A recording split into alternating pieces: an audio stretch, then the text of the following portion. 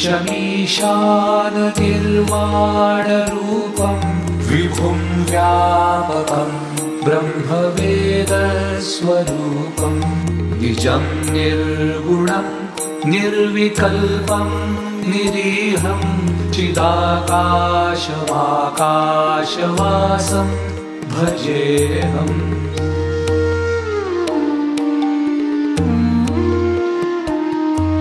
निराकारमोङ्कारमूलं तुरीयं गिराज्ञानगोतीतमीशं गिरीशं करालं महाकालकालं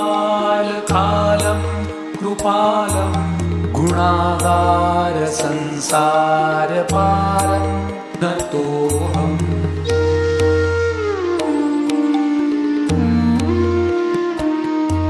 तुषाराद्रिसङ्काशगौरं गभीरं मनोभूतकोटिप्रभाश्री शरीरं स्फुरं मौलिकल्लोलिनी चारुगङ्गा लसद्भालबालेन्दुकण्ठे भुजङ्गा।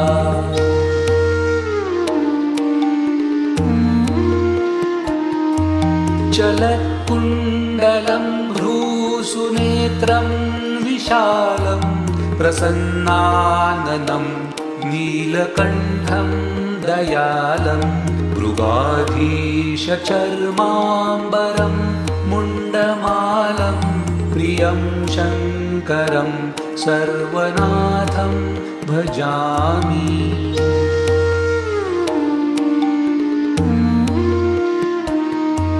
प्रचण्डं प्रकृष्टं प्रगल्भं परेशम् अखण्डम् अजं भानुकोटिप्रकाशं त्रयः शूलनिर्मूलनं शूलपाणि भजेऽहं भवानी पतिं भावगम्यम्।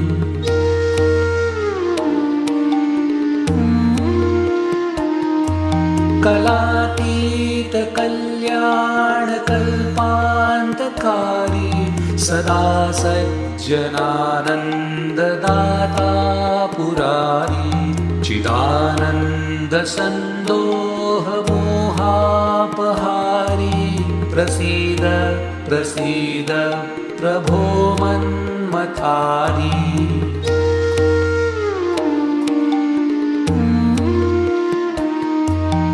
यावत् उमानाथपादारविन्दं भजन्ति लोके परे वा नराणां न तावत् सुखं शान्तिसन्तापनाशं प्रसीद प्रभो सर्वभूताधिवासम्।